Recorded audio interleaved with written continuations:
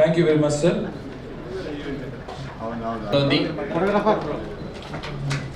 ప్రపంచానికి కొత్త రూపం ఇద్దాం కదలి రండి. శామ్ పిట్రోడా గారి రచన. తెలుగు సేత పోలుదాసు నరసింహారావు గారు, సంపాదకులు డాక్టర్ డి చంద్రశేఖర్ రెడ్డి గారు. పోలుదాసు నరసింహారావు గారిని, డాక్టర్ డి చంద్రశేఖర్ రెడ్డి గారిని సభాముఖంగా వేదిక మీదకి నేను వారిని స్వాగతిస్తున్నాను. వారి ఇరువురిని. చెరిగిన చొక్కా అయినా తొడుక్కో కానీ ఓ మంచి పుస్తకం కొడుక్కో అన్నారు గురజాడ అప్పారావు గారు. అక్షర రూపం దాల్చిన సిరా చుక్క కావాలి మీ లక్ష మెదళ్లకు కదలిక అన్నారు కాళోజీ నారాయణరావు గారు. ఎవరు ఎప్పుడు చెప్పినా, ఏం చెప్పినా, ఎన్ని చెప్పినా కూడా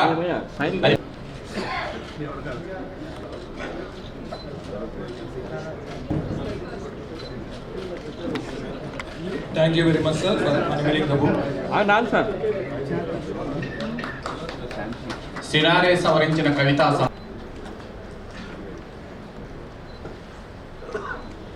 వేదిక మీద ఉన్నటువంటి పెద్దలు, మాజీ కేంద్ర మంత్రివర్యులు శ్రీ పల్లం రాజు గారికి, అట్లాగే మాజీ పార్లమెంట్ సభ్యులు, రాష్ట్ర Congress committee campaign committee chairman కూడా మధు యాష్కి గౌడ్ గారికి, మిత్రులు నా తోటి శాసనసభ్యులు మదన్ మోహన్ రావు గారికి, అట్లాగే పెద్దలు ఆంధ్రప్రదేశ్ మాజీ డీజీపీగా పనిచేసినటువంటి సాంబశివరావు గారికి, సిఎస్ రావు గారికి, ఇంకా ఈ కార్యక్రమానికి ఇక్కడికి వచ్చేసినటువంటి మేధావులందరికీ, స్నేహితులకి, మిత్రులకి, పాత్రికేయ మిత్రులందరికీ కూడా ముందుగా నా హృదయపూర్వకమైనటువంటి నమస్కారం. శామ్ పిట్రోడా గారు రాసినటువంటి పుస్తకాన్ని తెలుగులోకి అనువదించినటువంటి పుస్తకాన్ని ఆవిష్కరణ చేయాలని చెప్పి సోదరులు మధు యాష్కి గౌడ్ గారు చెప్పినప్పుడు నిజంగా చాలా సంతోషం వేసింది. శామ్ పిట్రోడా గారు మా అందరికీ ఒక ఇన్స్పిరేషనల్ రోల్. మేము చదువుకునే రోజుల్లో భారతదేశంలో వచ్చినటువంటి టెక్నాలజీ మిషన్స్ అన్నిటికీ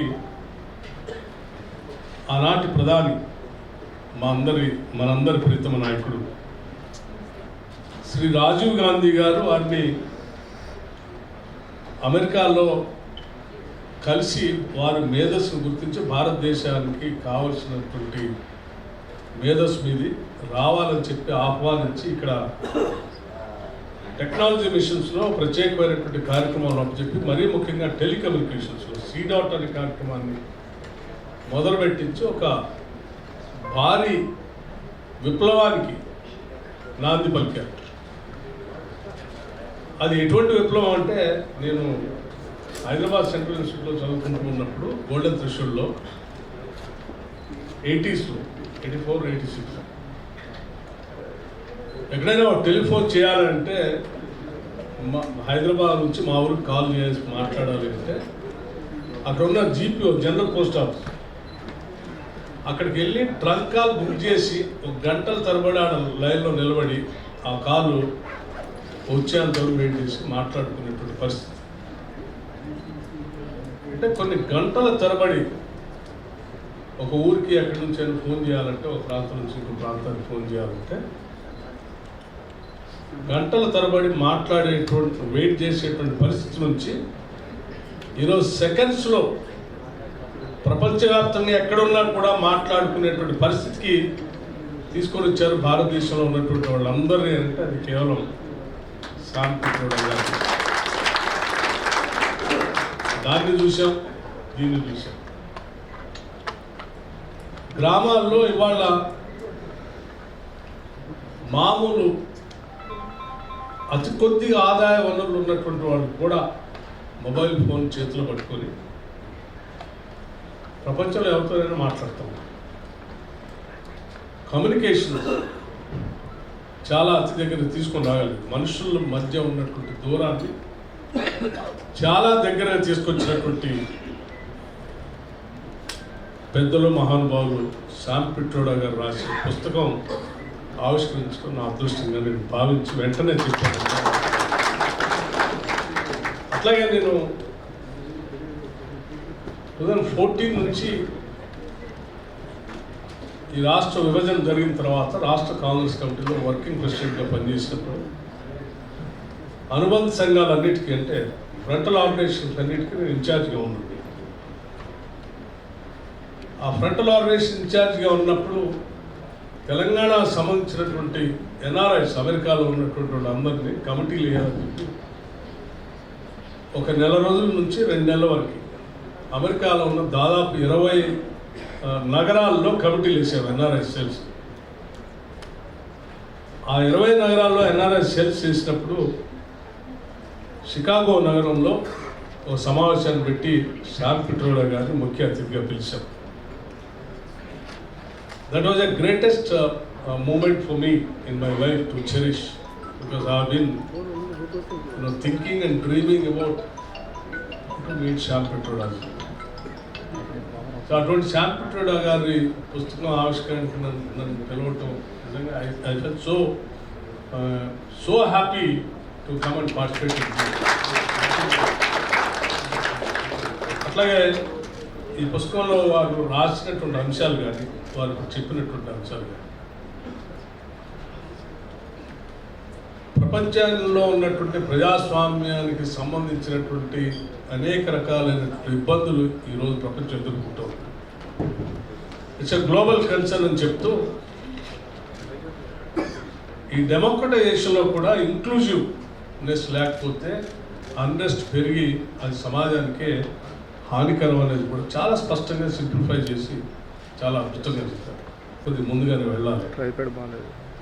అందుకే నేను మధు యాష్కి గౌడ్ గారికి ముందే చెప్పాను అన్న, నేను 10 o'clock వస్తాను, 10:45కి అనుకుంటాను, పర్మిషన్ తీసుకున్నాను వారు. ఇంకా నేను చాలా విషయాలు శామ్ పిట్రోడా గారి గురించి మాట్లాడాలని ఉంది కానీ సమయం తక్కువగా ఉండటం వల్ల నేను మాట్లాడలేకపోతున్నాను. I really thank you so much Sam పిట్రోడాజీ. I still remember you came to our meeting in Chicago and spent a lot of time. And in fact, I was with my wife that day, who was a Gujarati. You also spoke to her in Gujarati, saying that.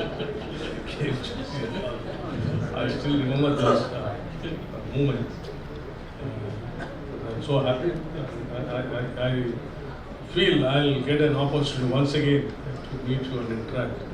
And definitely, when you, as our friends said, that it is a great moment for Telangana state as far as the Congress party is concerned. Up to 1 decade, so many dreams and aspirations. People of Telangana fought for this separate state, but unfortunately, we could not, reach to the stage what we thought after getting a separate state. So all those dreams, realizing that the Congress party has given the state, but now we made it very clear to the people of Telangana that it is we, the Congress party, which has really understood the problems and dreams and aspirations of Telangana people, and we will definitely deliver, and we'll see to that all their dreams will get fulfilled. And we need, support.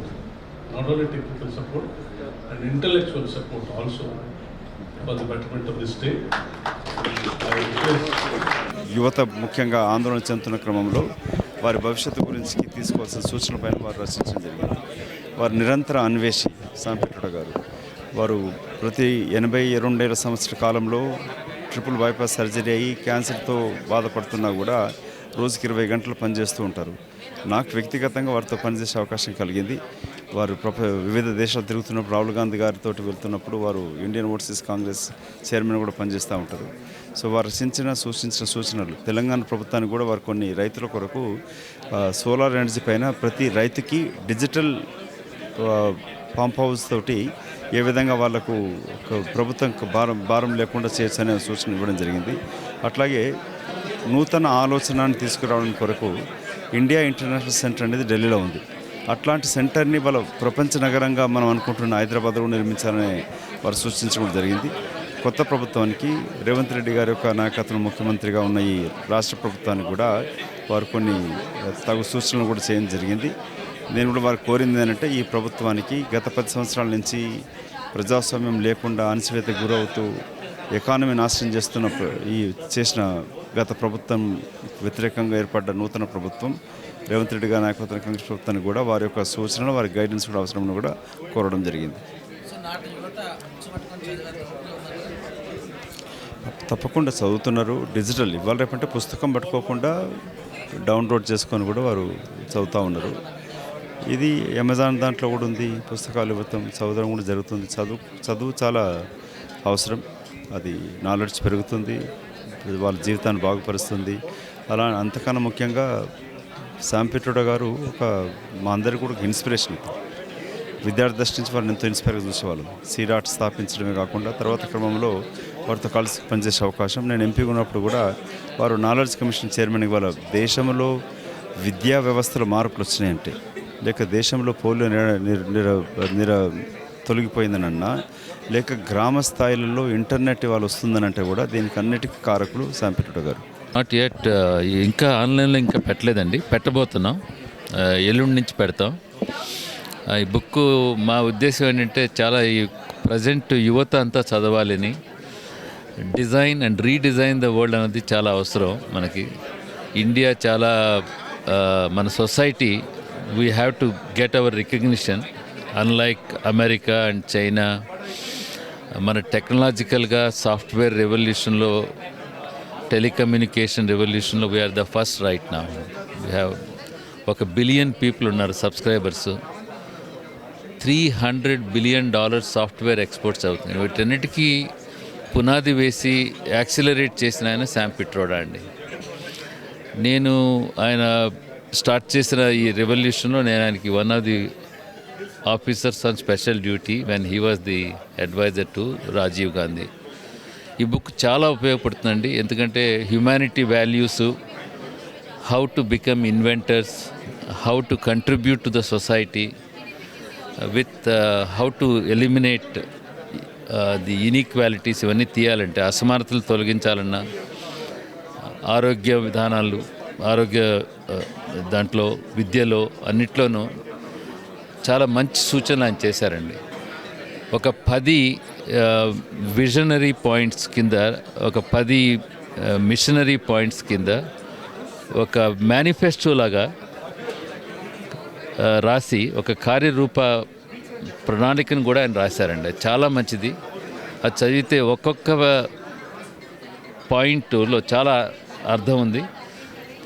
ఈ present యువత దీన్ని చదివితే చాలా ఆలోచన విధానం పెరుగుతుందని, discourse ఇంకా పెరుగుతుందని, కాన్వర్సేషన్స్ పెరుగుతాయి, అవుట్లుక్ మారుతుందని చాలా I feel very strongly about it అండి.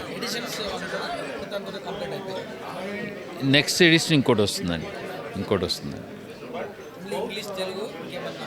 ఇప్పటి వరకు అయితే ఇంగ్లీష్, తెలుగునండి. ఒకటి తమిళ్ కూడా రాబోతుందండి.